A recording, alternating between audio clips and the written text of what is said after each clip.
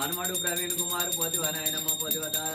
తాతయ్య పోకుండా తిరేందరున్నారు కానీ మా నాయనమ్మ మా తాతయ్య లేడని ఈ పుణ్యదినం అందు పొలాల మరుసటి రోజు నాడు ఇలా విలిపించి అవదానం ఇచ్చి గోత్రాలు కొనియాడి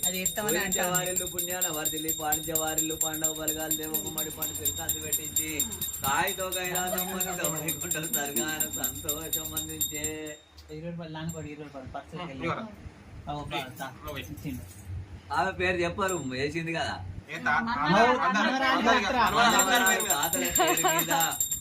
తాతయ్య పోకుండా తీరేందరున్నారు కానీ